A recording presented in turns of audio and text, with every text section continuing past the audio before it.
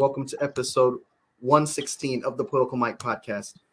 Today, we dive headfirst into the electrifying drama and heated exchanges that define the first Republican presidential debate of the 2024 election cycle. Strap in because this showdown was a roller coaster ride of fiery rhetoric, bold claims, and unexpected twists.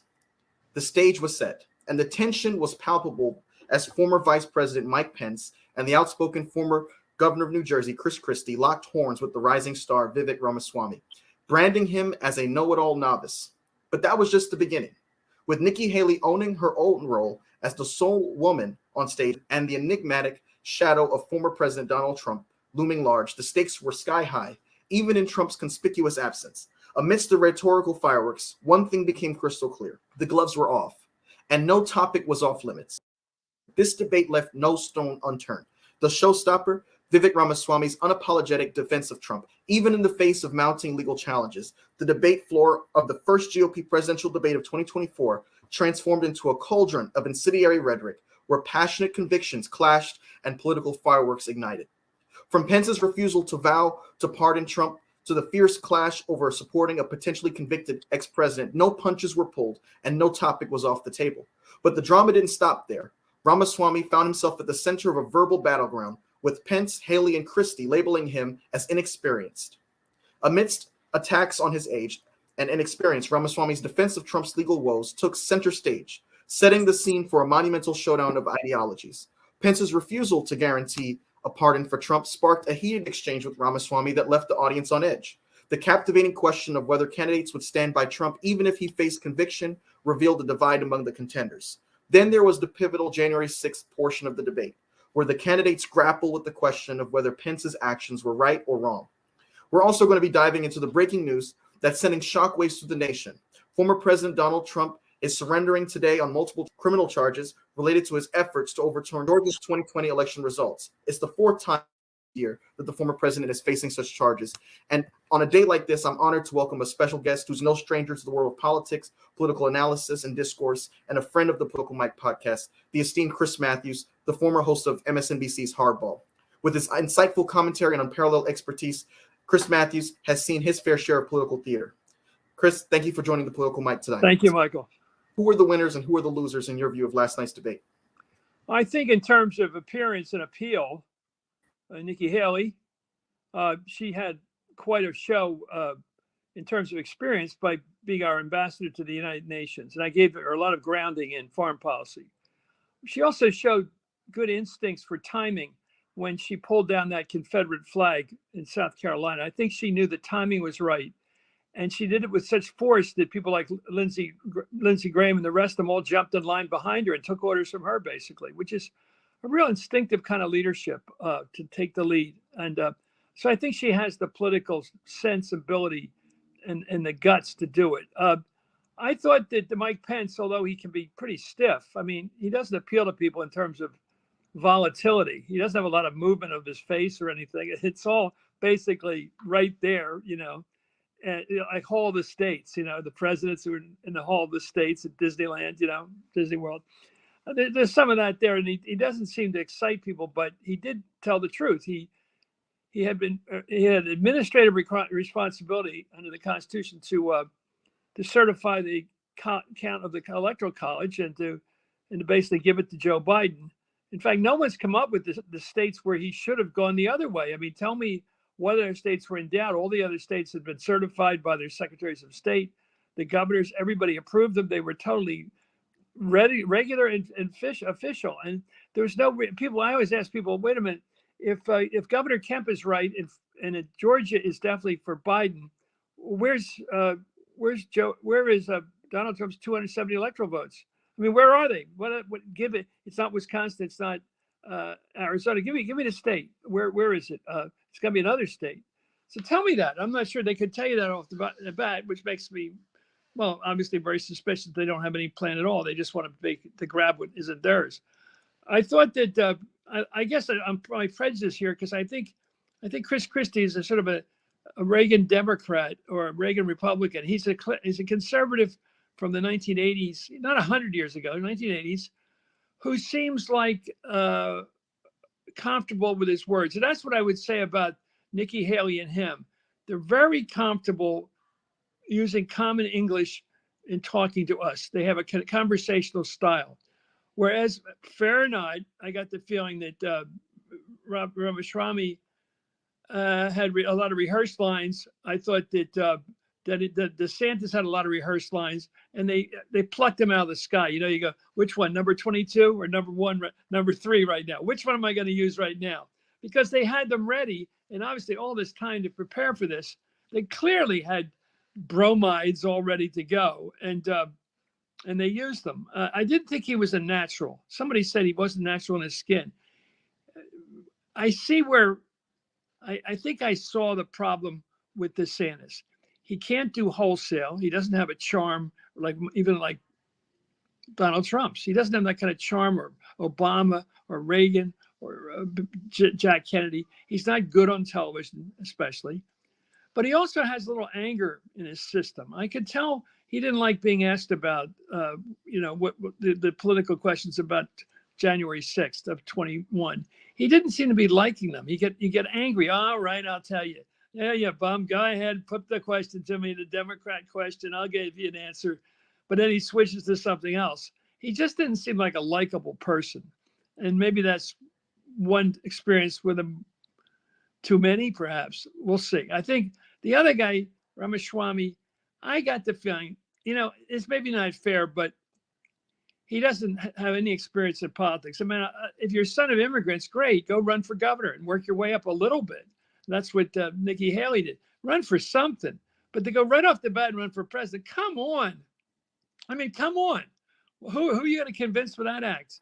And I also thought, do you ever watch Sunday morning television with Joel Osteen? He just looks like Joel Osteen with the hands flapping all over the place. And he's got an amazing reach. He almost reaches to Nikki Haley. He almost got her with his flailing arms there. Like, shut up already. I didn't like him, obviously. It didn't click with me. Asa Hutchinson, I don't know what he's doing there. He's fine. I like the governor of North Dakota, but I don't know what he's doing there, really. Yeah. This really comes down to what? I mean, Trump's not dropping out. Mm-hmm. Trump could have 4 convictions on every one of the 91 counts. He's still running because he's hoping he can, at least on the federal charges, pardon himself. We all know that. It's generally about self-interest. And look, this election is very close right now. Biden is 80 years old. He'll be 82 when he runs for election. These are all facts. We all know the story. Hunter Biden's got his problems. These are all public information. There's not much being. The only thing we don't know is, what does Jack Smith have in terms of witnesses, in terms of January 6th, which is the real heart of the matter? Who tried to overturn the Constitution? And who does he say will say that Trump participated in that with the Proud Boys? And what did he actually do in cahoots with those guys as they marched up to Capitol Hill? And to what extent was he encouraging them to overthrow the government from the beginning of the election on till the January 6th? What was he up to?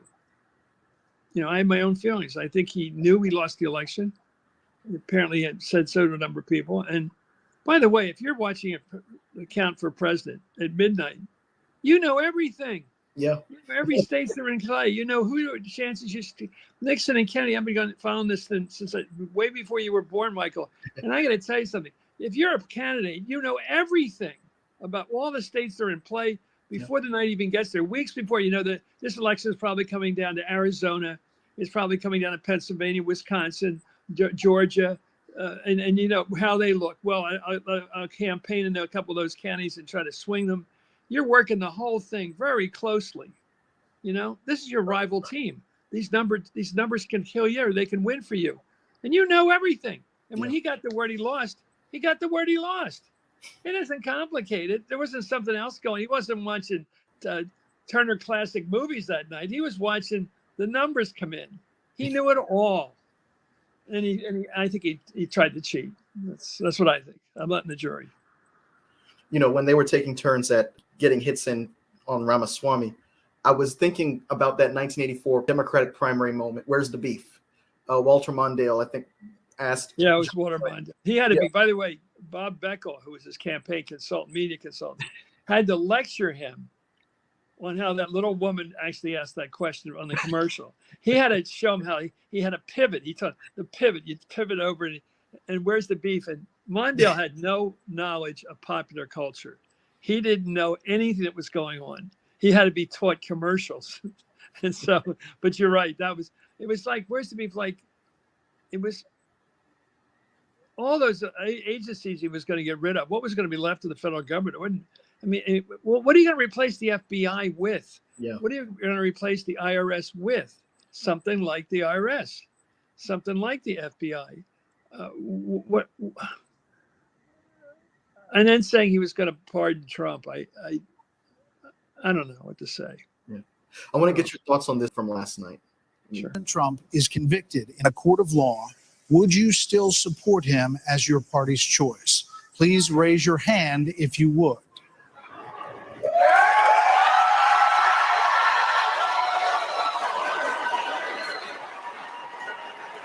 Just hold on. So just to be clear, Governor Christie, you were kind of late to the game there, but no, I'm to this. And I know you didn't. Well, look, here's the bottom line. Someone's got to stop normalizing this conduct. Okay? Now whether or not you believe that the criminal charges are right or wrong, the conduct is beneath the office of President of the United States. We have to look at the fact that 3/4 of Americans don't want a rematch between Trump and Biden. And we have to face the fact that Trump is the most disliked politician in America. We can't win a general election that way.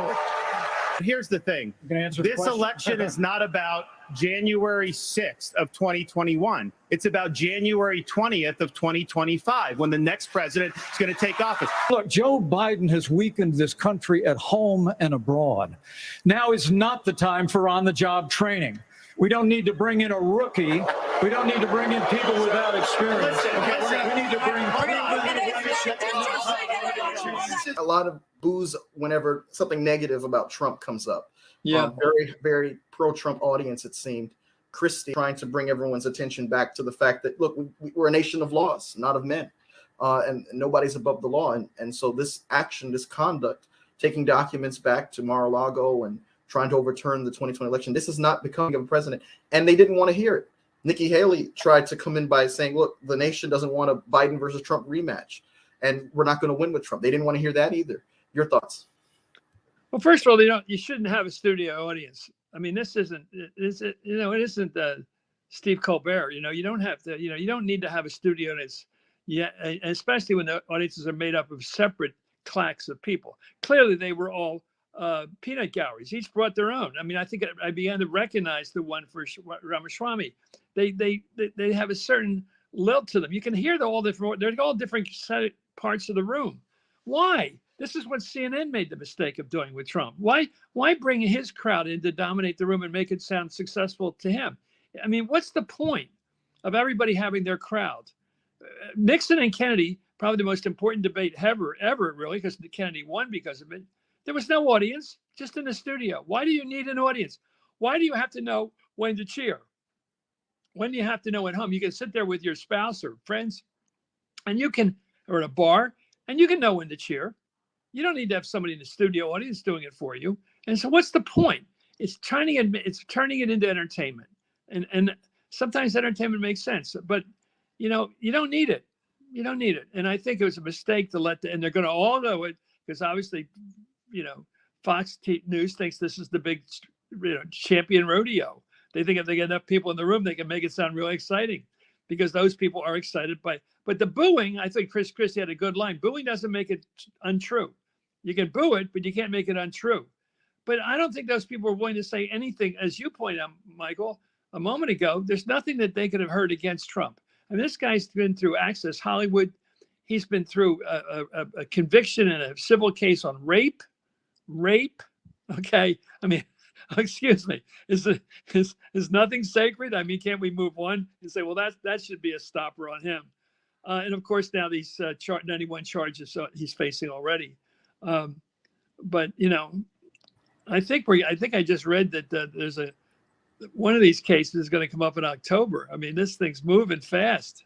He wants to be he wants to have his trial in 26. They're talking about now having the trial in 2023. So it's moving. This train is moving.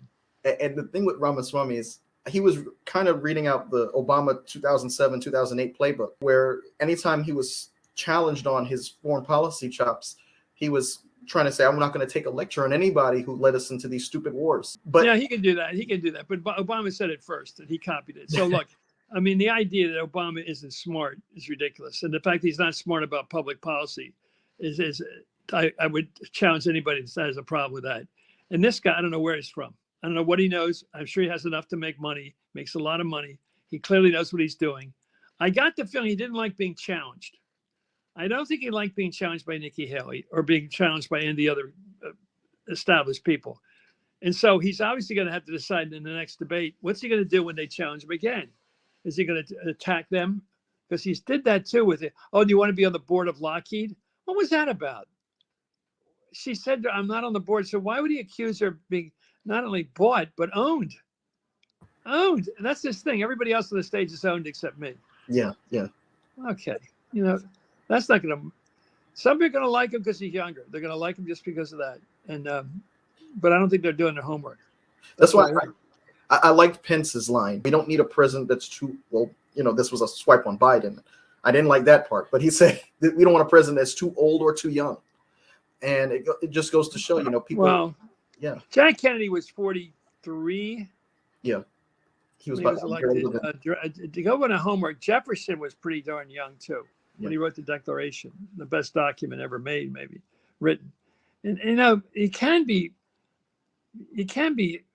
don't have to live in the juvenilization of Walt Disney. You don't just remain a kid into your 30s.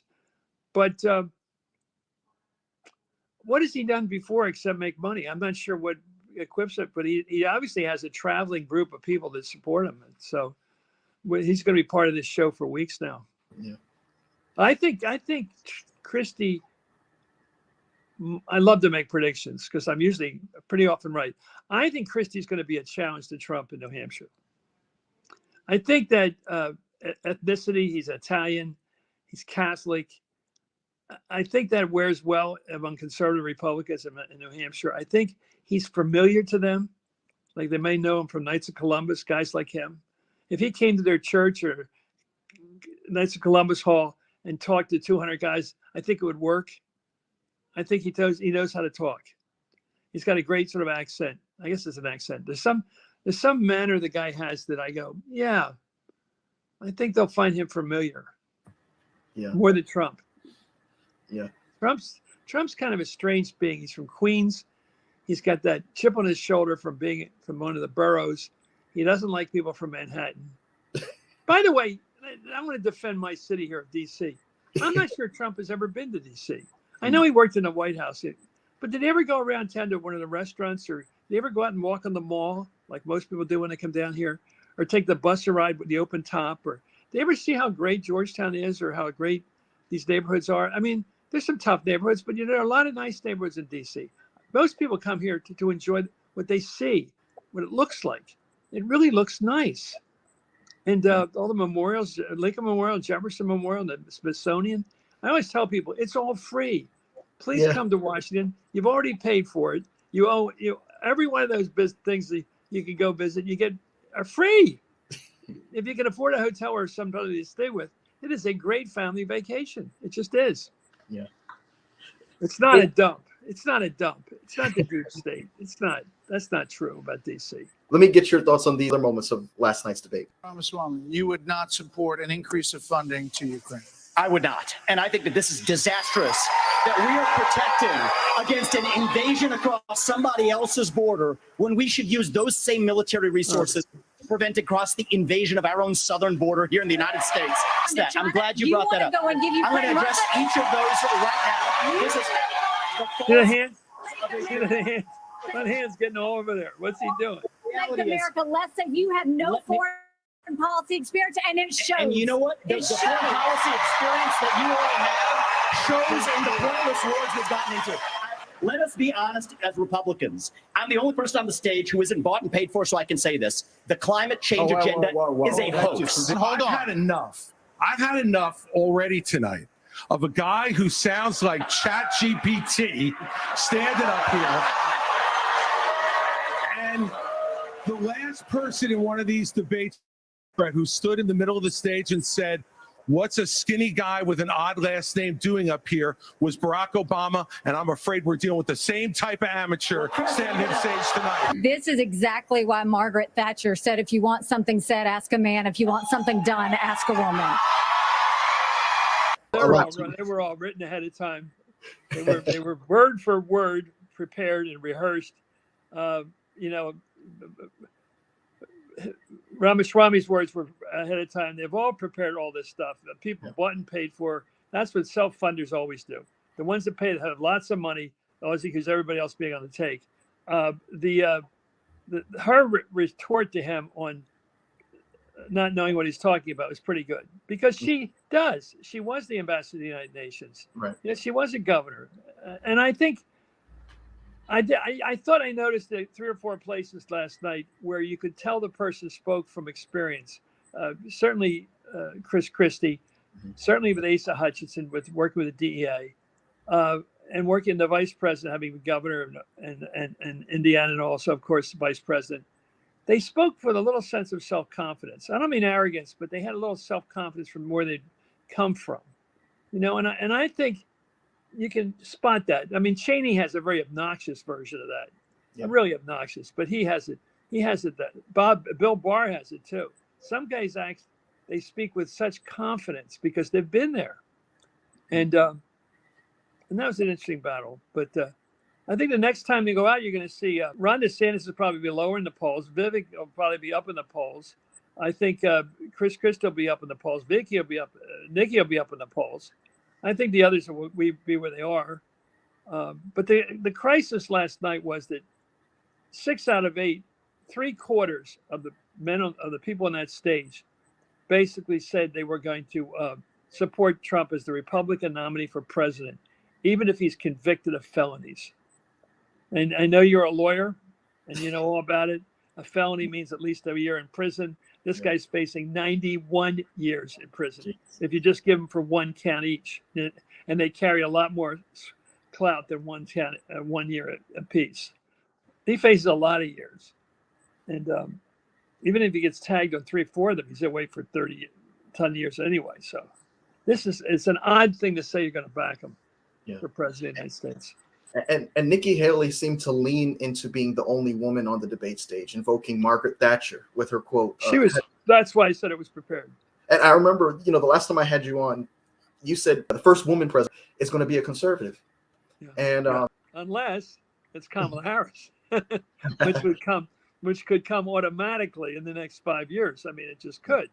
Yeah. Unfortunately, if Biden can't complete the term, and his staff and the people around him don't make him look like he can't complete the term. I mean, Reagan completed the term, but with obviously, I think, some dementia, and it's not clear that the staff around the president will give way to a vice president very easily. The 25th Amendment. I'm not so sure they will. I think they're going to hang in there. Like Feinstein or people like that who just hang in there. They just go, I can get her to work. She comes to work. She shows up on time. She's going to stay here. That's what happens.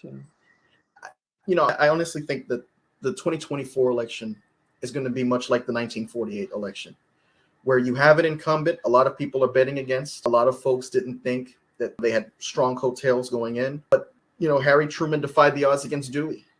And I think Biden's going to defy the odds. And Truman ran against the do-nothing Congress, the Congress that came in 46. That's right. They didn't. They opened every session with a prayer and ended it with a probe. Yeah. All they did was probes. They didn't do anything. And that was a very smart line, that do-nothing line. And I think Biden could do the same in 24. The progress that he made in the first 2 years of this presidency is what they're banking on to sell a re-election bid. But I think that he could also make the argument that nothing monumental at the size of the Inflation Reduction Act and the bipartisan infrastructure deal hasn't been accomplished because of the Marjorie Taylor Greenes and the Lauren Boeberts playing around with Congress looking for impeachment inquiries where turning it into basically a vote of no confidence, like a parliamentary system, not even respecting the gravitas and the seriousness behind that kind of procedure, trying to grasp at straws, reaching for something that's not there, trying to make a connection with Hunter Biden and all of these things that are not productive. That's all they have. And because the unemployment rate is down to 3.6, and the fact that people who are working today, many people who are working today are showing up for work, wouldn't have had a job 5 years ago. It's a better market for labor than we've ever had. And whatever pressures we have from inflation, it is a working market for people who want to get a job. And that's really been, to me, the liberal ideal for years, which is to get everybody to work, who can even marginal people who may have educational challenges, but they're going to say, if you're working, you're going to be better off than if you're not working. And let's get people to work. And I think, so they're going to focus on something as elastic and as non-palpable, if that's the right term, something like woke, which you don't even know what it means sometimes. You go, what do you mean by woke? And it can be educational stuff, or it can be almost anything. And it's like the dangers of woke go beyond the reality of it, but it's used to frighten people. And that's why I think people like Kevin McCarthy, they don't have much to argue for. Not much. And the one person we haven't mentioned that I'm surprised didn't do better was Senator Tim Scott of South Carolina. Well, I went in thinking he was going to be look, here's what I say about him. I'm a big believer in oratory and rhetoric, if you will. And I believe still that the best speech next summer in either convention will be Tim Scott's. Because he has to give the best speech ever. He just has to give the great speech of his life. And I think he has the inner strength to believe what he believes. He is a conservative who believes in pull yourself up by your bootstraps, that thing. You can do it. I can do it. Anybody can do it. In this country, you can do it. I think he believes in that. I think whether you disagree or anybody disagrees, he believes in it. And if anybody questions that, it's going to look weak, because you can't question somebody's profound self-belief, because it's who you are. And I think he's going to give a real conservative speech. So, in a way that Biden, or rather Obama, gave a bipartisan speech. I'm not sure he is bipartisan. I think he's a liberal, but he gave a bipartisan speech, and it worked wonders, And by the way, the Democrats as a party have always, the best speaker's never been the nominee. It's either been Jesse Jackson or Mario Cuomo or somebody else, or Gene McCarthy. Throughout history, they've always had somebody besides the nominee gave the best speech in the convention. It's just their wackiness. But or Ted Kennedy in 1980. Exactly right. I was surrounded by African American women, and I just happened to be standing there with a group of them, and I go, "Oh my God, we have just lost this convention." They're all rooting for Teddy, and they're crying. They're so emotional. And for me, a few hours ago, this campaign came to an end. That amazing ending he gave to that speech. And I go, oh my God, you don't want to have a quick vote right now at this convention. You don't want to vote now. I had Jeff Greenfield on the program back in 2021, shortly after January the 6th. And he of course wrote the book, about if Kennedy had lived. And I talked to him about, Jack and Bobby Kennedy's biggest fear going into 64. Who were they afraid of facing the most? And he said it was George Romney. And I asked him who would be the George Romney, or who would be the candidate that the Biden campaign would be most fearful of going into 24. And he had to give it a thought. And then he said, Tim Scott, pretty much for the same reasons you said. Tim Scott, of course, he said, could actually make an argument in favor of, criminal justice reform, his efforts on criminal justice reform, even though a bill didn't come out of the Senate on that. He could talk about his experience coming from poverty, coming in the South, growing up, with a family who, experienced the negative side of the United States with Jim Crow. That he had a compelling story to those who wonder if Democrats are taking minorities' votes for granted. And, I thought that was pretty interesting. I'd say Glenn Youngkin. Yeah, I agree. I agree. And I'd say Glenn Youngkin, because he could come in late, like next month, 2 months from now, be the new kid on the block. Biden, my big worry about this election is that Joe Manchin's going to decide to go with no labels. And if he goes with no labels, he captures a big chunk of Western Pennsylvania, Ohio, Kentucky, that whole Appalachian area.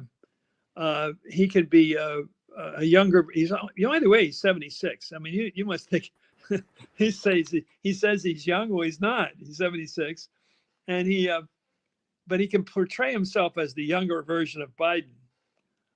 It's going to be very dangerous, and he can't get reelected apparently. So, against Justice, if Justice is the nominee, and in West Virginia, so if he runs, he'll get a lot of publicity. He'll be very famous.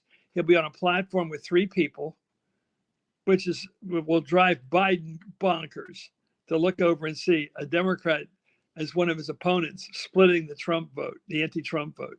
This could be totally horrible. So obviously, I don't think that's a good idea for him to run. What's amazing to me is why does the guy the guy who got in Biden's way with his legislative agenda, the guy who symbolized pulling the brake on the Democrats' platform. Yeah. Why does he think he's the guy that could appeal to voters? He voted for the Inflation Reduction Act, which angered Mitch McConnell and the Republican caucus, and then he angered Democrats. So who is he thinking he can win over going into this campaign if he decides to do this? Well, didn't they rewrite the Build Back Better bill as the Inflation Reduction Act? That's a handier topic. It was a much better topic it's a much better sell being known as the Inflation Reduction Act or the IRA. He got something in there on electric vehicles or something. I don't know. He had some piece of the pie. And I just think he likes the Klieg lights, to be blunt about it. Mm-hmm. He likes all those lights on him and the camera on him and wanting for his next thought. Yeah. I think he does like that. And that's what this whole thing's about, going third party. Because you're not going to get 270 electoral votes. You're just going to spoil it for somebody. Yeah. Steve Schmidt, your former colleague on MSNBC, he said a lot about a 3-way race. He's actually sold on the idea that the 2024 campaign is going to be a 3-way race. The last time we had something like this, I think, was 92 with Ross Perot, or 96 with Ross Perot again. It killed George Bush. And that was a personal vendetta. Mm-hmm. Something to do with class. I always assume it has something to do with class in Texas. And he's new money and the Bushes are old money. There's some weird thing in Texas about that. And he wanted to get George Bush, and he did. So do you think a 3-way race naturally means a 1-term for President Biden? I think if it puts certain states in play, yeah. I mean, Manchin, for example, would draw well among, I guess, white voters, definitely Western Pennsylvania, West Virginia, some of Virginia, Ohio, sort of that area where Tim Ryan would have done my favorite candidate, a more moderate Democrat. He will screw up Sherrod Brown too. I think. I think he could really cause trouble in that area. Bobby Casey, he would cause trouble with. He had trouble with Sherrod Brown. I don't know what he would do out west. I think he could get a lot of votes because I think Biden is 82. He's going to be 82. It's just there's no way around it, and that's when people and the Hunter thing is sitting there and. But Trump could have 91 counts against him by then. I mean, what a notorious democracy. I mean, out of 330 million people we picked, how we got here. I do think there's always a possibility, and I'm not pushing it because I think it can cause trouble. But there's a possibility that Gavin Newsom might make a move. Mm. And once he makes his move, there'll be no stopping it. Because it was so Yeah, go ahead. I'm sorry. If he does make a move, I'll say, thank God it finally happened that we're opening up this race. But they can't do it on both sides. And Trump has this incredible MAGA cult that cannot be challenged with rules or policies or personal misbehavior. Nothing cracks it. I mean, he lost a civil suit over rape. His tape is all over the place from Access Hollywood. These are facts. Yeah. He said he could do anything he wanted. Yeah. He said I can shoot somebody on Fifth Avenue and survive. He says all this, and it's all for half the country true. You know, I was looking at a poll that said 70% of Republicans believe anything Trump says, and percentage higher than family members and church leaders. And I saw that. Yeah. You just think, you know, I was looking at last night's debate, and the irony, you know, the word democracy was in the background. And yet you still had, like you were saying earlier, 6 out of 8 candidates saying they were willing to support someone from prison who's been convicted of all of these things. I mean, the script wrote itself to me. The imagery was just okay. Here's the line. Ready? You've probably heard this before. I don't believe the media. I have my own sources. I get the facts my way. I know how to get the facts. You don't want to plumb too much in depth on that one, but where you're getting your facts. You're getting them online from somebody who's agreeing with you. But there's no objective source you're looking for. You know, and I used to, when I had the show at Hardball, I'd always say to my youngest producers, I'd say, look, the New York Times, the Washington Post, the Wall Street Journal, Associated Press, Agence France Presse, Reuters. Okay, I'll tell you those as facts because they have editors and they check everything before they put it out. Outside of that, we don't have facts. You can't just say something's a fact. You can't just say it and say, I heard somewhere, or I heard what people were saying, or it's, you know, my grandmother used to tell us that. Well, you know what they say? Well, who's this they? Who are these people? Well, you know what they say? And it was like, when you didn't get out of college or anything like that, you'd always look up to people in authority and say, well, I heard that 3 out of 4 doctors said that was true. I don't know, some commercial. I don't know. They don't. People don't. There's no newspapers in the country today. You notice that, Michael? I mean, go to a small town or a middle-sized town and try to get the Philadelphia Inquirer and see you can read any national news in there, or try to find something in the Chronicle in San Francisco. I mean, pick your paper. They don't have any news. Nothing national. You know, it's just the way it is. And if you don't have newspapers, you don't have any objective source of information. And so, Mike Pence's response, Vice President Pence's response to the question of whether he would pardon Trump drew attention, of course. What's your analysis of his hesitation and the implications of his stance in the context of Trump's legal battles? I think he wants to stay in the Republican Party. And that seems to be the standard. You have to say you'll back anybody who wins the nomination. I think that is just a clearance thing for him. It's not about values. He's already taken on the party. He's taken on Trump. But he knows he still wants to be at the convention next summer. And if he doesn't say, I'll back the winner, he can't really go. That's the rule. Although they're not asking Trump to do it. Because Trump was going to get invited to this thing when he got 40,000 envelopes of money or not. I mean, let's face it, you know. He was going to just show up right to the last minute. But he's not going to show up next time, ever. He's learned his lesson. Don't go to that crazy show. And you know, it's amazing. Vivek Ramaswamy, you know, in your book, I was thinking back, I think it was chapter 2 or 3 where you're discussing the 92 campaign, and you're in this room and Clinton comes in. Oh, first of all, Paul Tsongas comes in asking you, can I have a donut?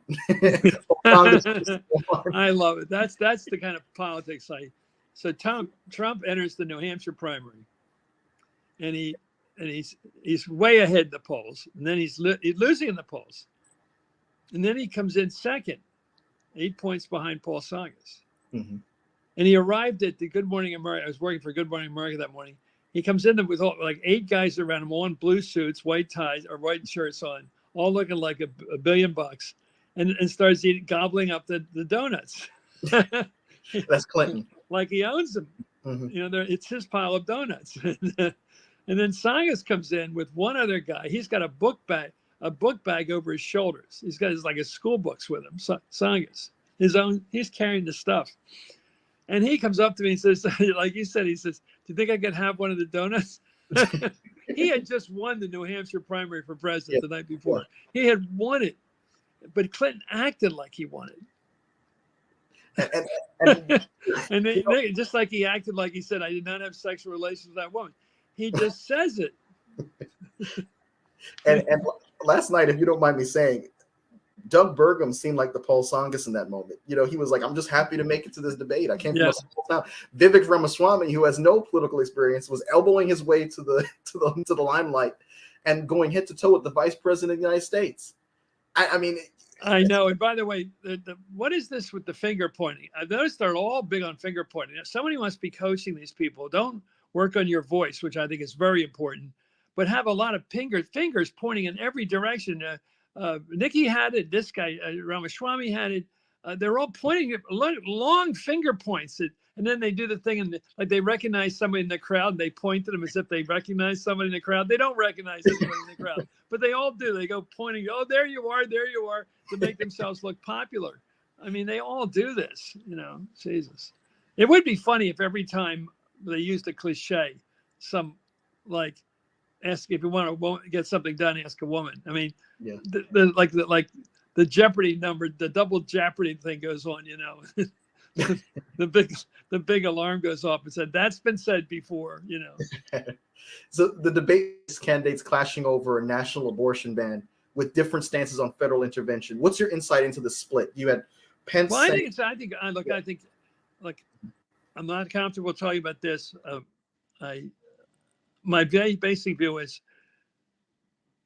Roe v. Wade was pretty brilliantly written. If you're going to pass a law, it should basically reflect Roe v. Wade, which means it's up to you and your doctor basically in the early term, and as it proceeds towards the last trimester, that most people are more than uncomfortable with that. And that's when it becomes more of a societal responsibility. It's not just the woman and the doctor, but there's a person there. My wife delivered 3 babies, of our babies. But what hit me was when my oldest was born 3 weeks late. Don't tell me he wasn't inside. I mean, don't tell me that. That doesn't mean anything to me. That makes no sense to me. He doesn't begin to exist when he's delivered. That's just not the way it is. It's not a reality. So at some point, the responsibility leans towards the societal. That's what I think. And I don't disagree with people that disagree. I'm not like everybody's got an opinion. Women obviously have the first experience with it and responsibility for it. My view is something like Roe v. Wade makes sense. If you're going to pass a law, which is you're going to enforce a law, I think you have to understand that Roe v. Wade was pretty smart.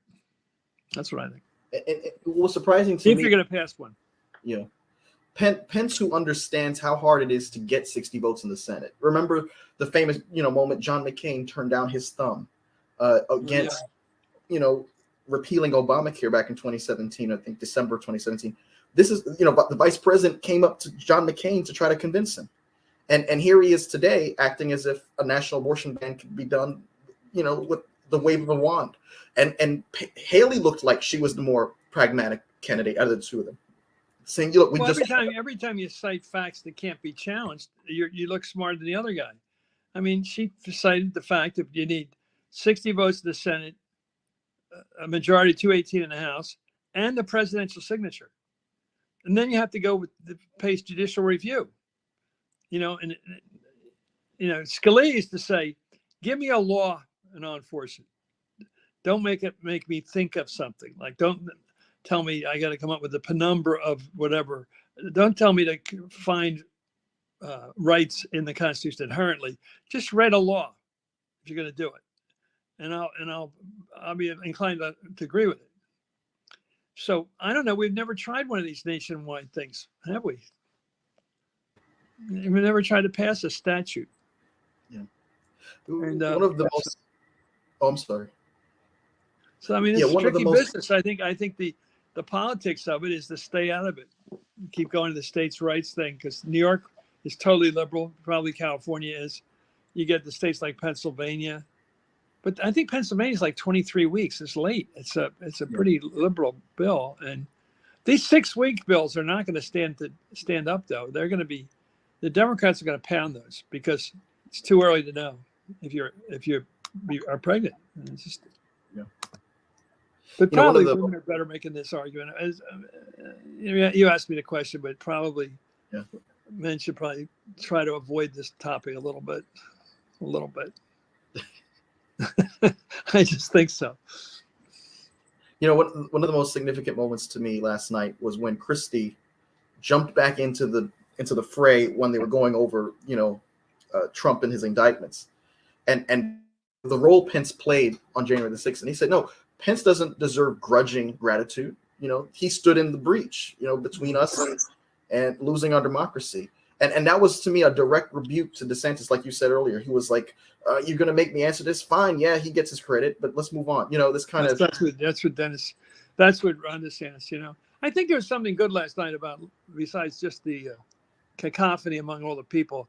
And that is, we know what the Republicans are going to run on, if it's Trump or anybody else, because clearly they believe that inflation is real.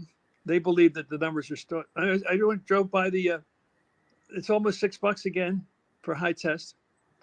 And that's a lot, because it's not just $6 this week. It's every week you got to pay $6, and every week it adds up. And even if it's going on, it was a little bit higher before, it's still a whole pile of taxation that you have to pay, in effect taxation, because you don't get anything out of it. You don't get to drive faster. You just get more, you're spending more money.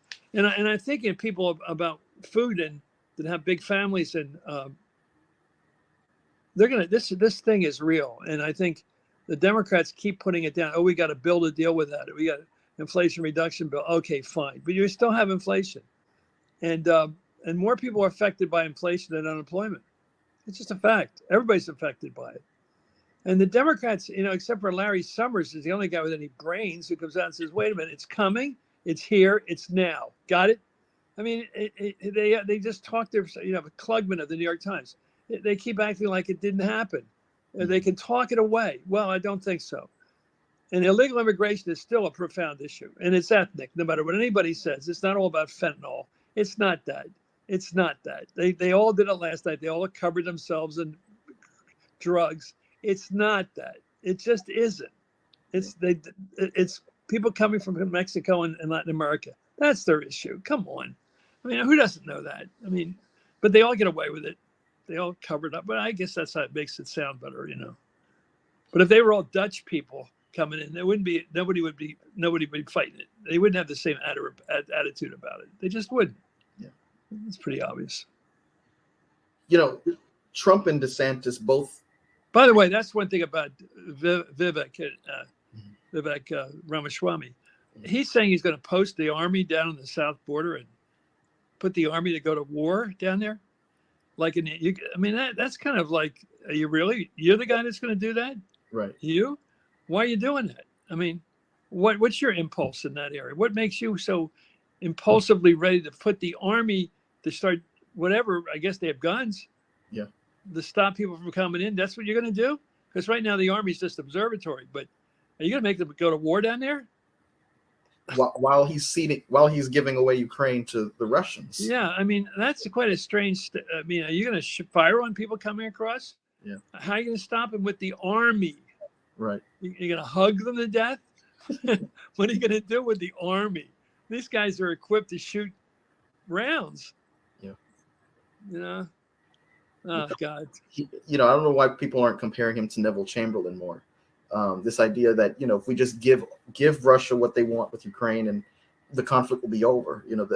As if that's going to end there. As if and the thing that made it ironic is that he told Pence the USSR is over, and I'm like, yeah, buddy. I mean, that's exactly what Putin's trying to restore, the USSR. By the way, he didn't call him. He didn't say Mike Pence didn't say. He said the communists. And by the way, you tell me that Vladimir Putin is not a communist. I'm sorry. he hasn't changed a bit. The idea that he's not the guy he was when he was running KGB in Berlin. Come on, he's the guy. He's Yeah. We don't know what he did with the Wagner group leader. I don't know that one for sure. Although Nikki just said he killed him. She just said on national television last night, he's a murderer. He killed him.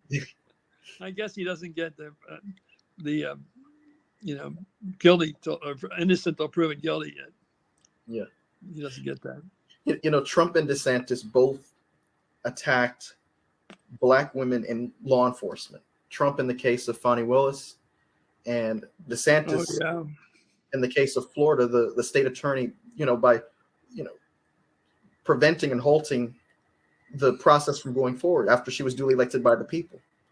Both of them seem to be looking to undermine the rule of law, put a cloud over their political opponents' heads so that they do exercise their authority. There's always this question mark as to whether or not it's politicized, motivated out of pure politics. I think so. I think he knows exactly the ethnic background of the people that have made these charges and have been prosecutors, and he takes full advantage of that. I think with his people, and his people like it too. You know what he's serving up? Blame it on Philly. Blame it on the cities. That's what he does. And Trump, of course, even going as far as to say that she was romantically involved with someone she was prosecuting. This is just unheard of stuff. What's the magnitude, do you think, of his decision to be this antagonistic to the prosecutor in Georgia?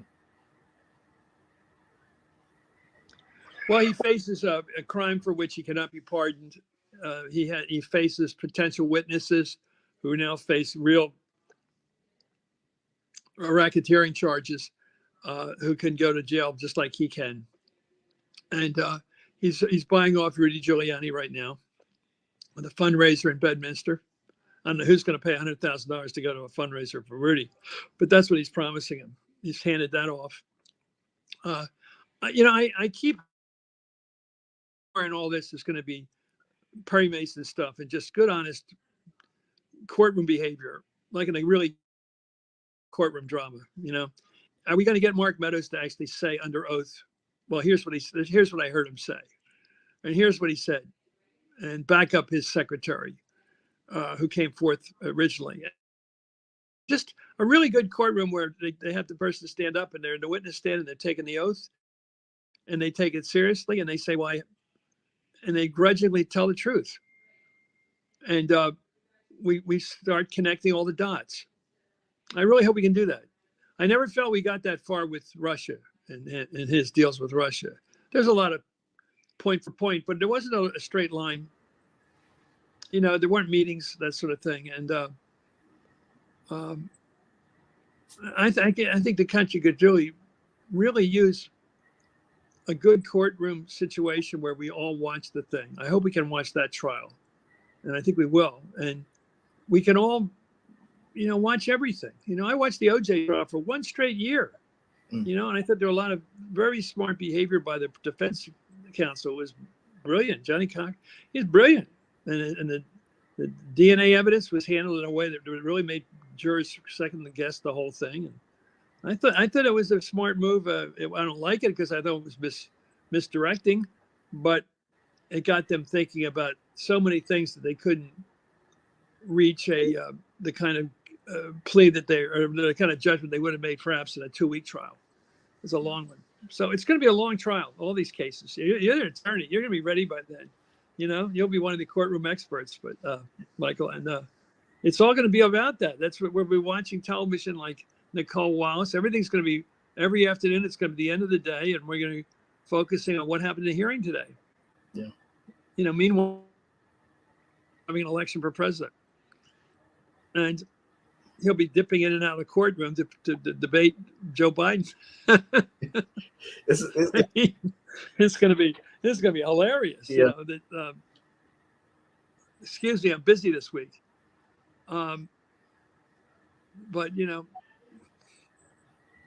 It's We amazing. get through this. I hope we have to get a whole new people. You got to have people in their 40s right now. By the time they're in their mid 40s or 50s, we've got to get people that are governors, and the governor of Michigan, and governor of California, and governor of Pennsylvania, and we need to get minority candidates too out there plugging away, and and the governor of Kentucky. Hakeem Jeffries could be leader of the world for I know, because I've been hearing very good things about him, very good theories about how he's running the House.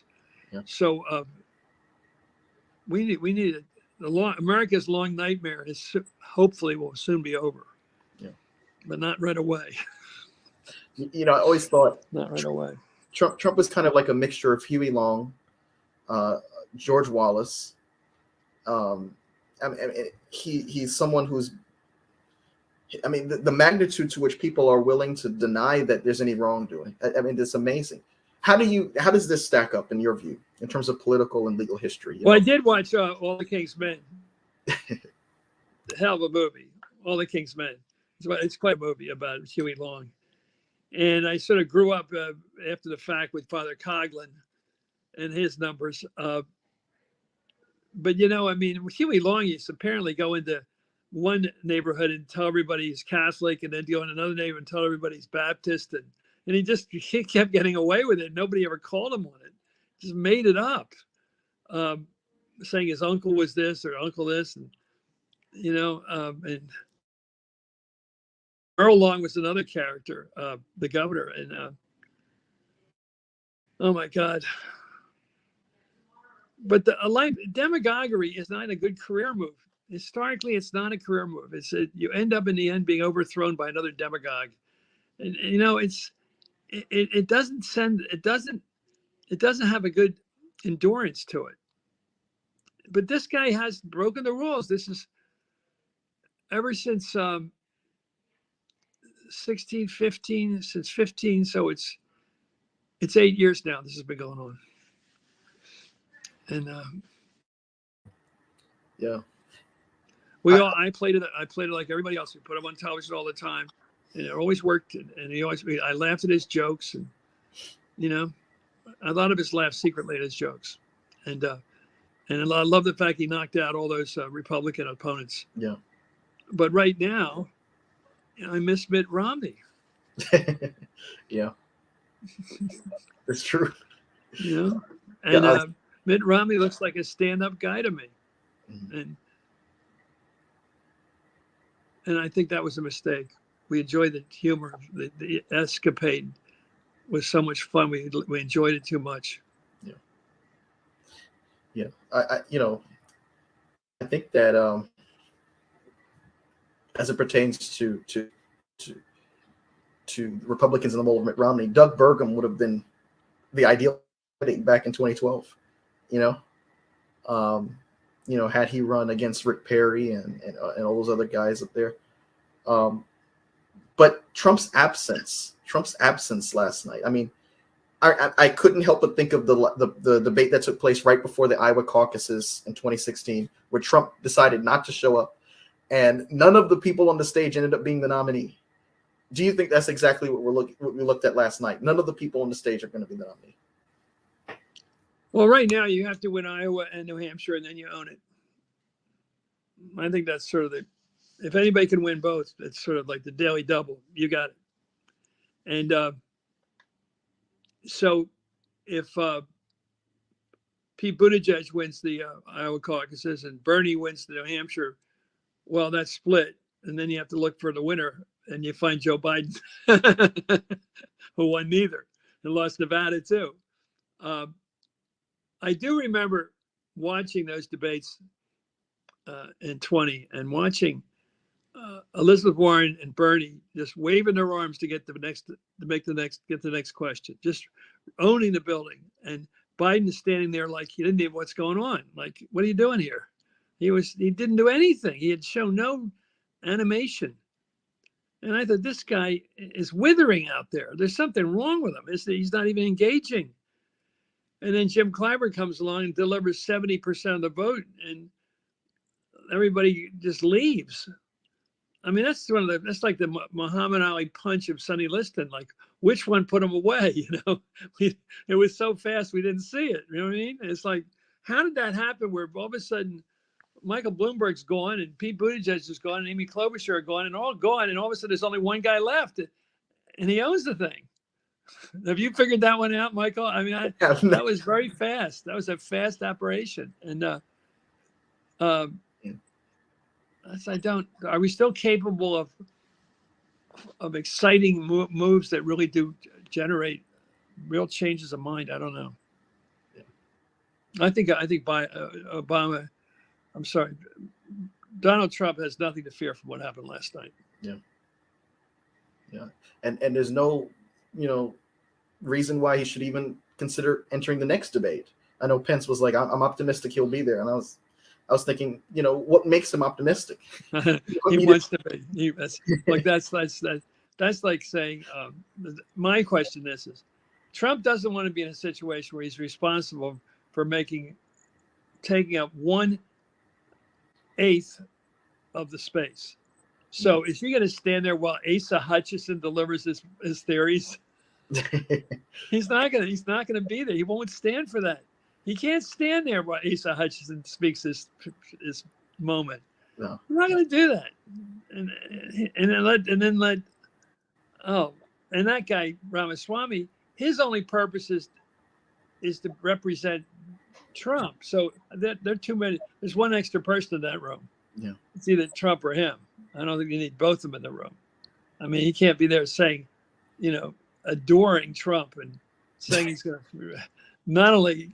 He didn't ask him as if he was on the jury, whether he would convict him or not. They should ask him, if you're on the jury, would you say Trump was innocent? That's probably a better question.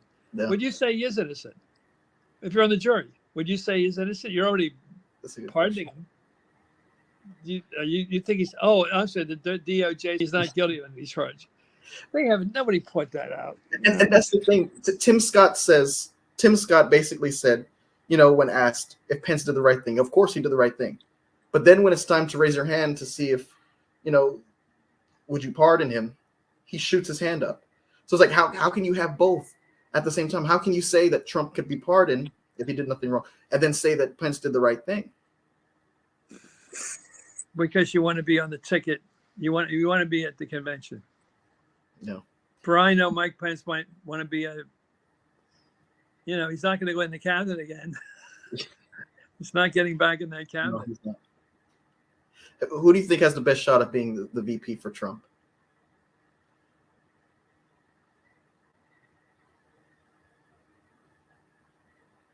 Nikki. Nikki, because I don't know. I mean, it's tricky because the abortion thing is still there, and there's a woman on the ticket guarantee.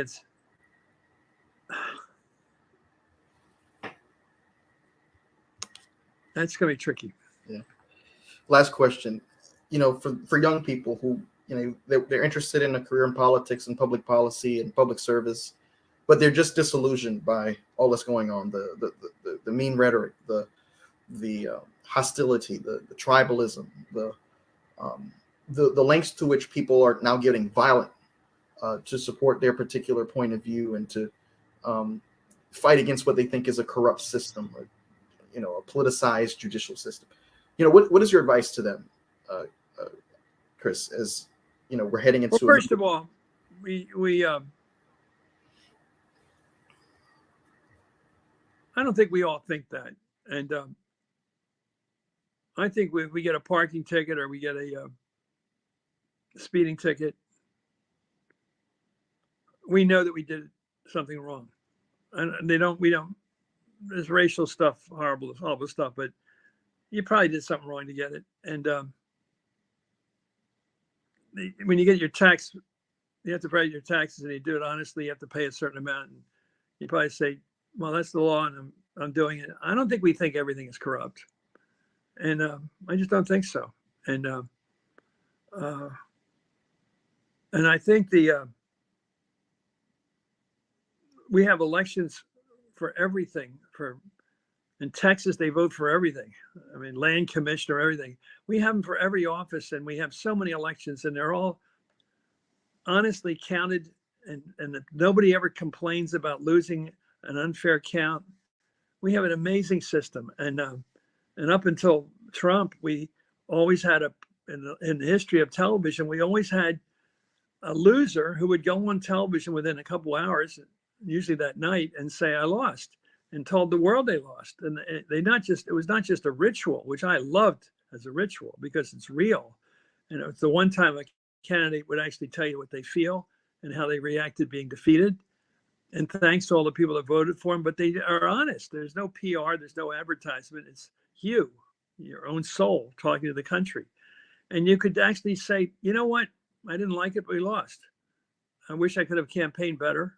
And they've all been like that, from Hillary Clinton going back to Adlai Stevenson, and people like Al Gore would go on national television. They did it on the record so everyone could see them do it. So everyone would say, you know, there may be questions about some vote in Ohio. There may be a question about Chicago and Dick Daley or Texas. But I'm willing to say that the other guy won. Because the country has to have a winner, and therefore it has to have a loser. And that's the way it works. It takes a certain amount of guts to run for office, knowing that you may face that moment where you have to go out there and be the. But look at the guys who fought in wars like Bob Dole and John McCain and all, tough guys who had to do. They already served their countries when they were kids, but when older at their age, when they're just about to peel off as political candidates, they have to face that moment. And Hillary Clinton was shocked, and she thought she had it. And that, until 9:30, I think, election night, she thought she had it. And then she had to get up the next morning because it was too riveting, too overwhelming. She had to get up at a cheaper hotel. She didn't even have the Javits Center anymore. She had the Hotel Pennsylvania across from Penn Station. I mean, it really sad. I was there. This was a less expensive hotel. And she had to do it. And her donors were all there. And she had to say, I lost. And she wrote a book about it, Shattered. I mean, this is how it's done. It's done with honesty. And Al Gore had to do it. Hillary had to do it. And McCain and Bob Dole and George Sr. And remember, Don't Cry for Me, Argentina. I mean, but it was done well with graciousness and people that love their country, perhaps more than themselves. And that was always the agreeable part of democracy. I remember I watched the concession speech of Averell Harriman, governor of New York. And Governor Harriman had everything. He had inherited a huge wealth. He had always been given big positions in the world in terms of negotiating with the Soviets and all. And my dad and I watched it in the basement one night, 1958. And my dad was feeling for this guy. He said, this poor guy. And my dad was a regular guy, middle-class guy, and yet he could feel for his empathy was for this guy who just lost an election. And he's a Republican, but he said he just lost to Rockefeller. You know, I think people can understand that. And it was really a wonderful thing about democracy that you can take the hit. Just take it, because that's the price of being in the race. And this person doesn't even understand that. Yeah. I don't think Trump even grasps the importance of being able to say, I lost. And somehow I wish we could do lie detectors and say, are you capable of saying you lost, buddy? Because if you can't, I don't want you in this race. Exactly. Because it's going to be close, because this country's elections in the next 20 years are going to be closer. We're in a world of close elections. Yeah. It means the Republican Party is as strong as the Democratic Party and quite capable of winning an election. And I look forward to the next concession speech. Yeah. And you know, I heard Jonathan Meacham say close elections produce consequential presidencies, whether it's 1960, 2000, 2016, or 2020. I think that that statement was pretty accurate. But Mr. Matthews, thank you so much for being. No, it's great being. You've done the job. Thank you so much. It's great being on with you, and let's see where this takes us. Okay. Awesome. Thank you. Thank you so much. Bye-bye.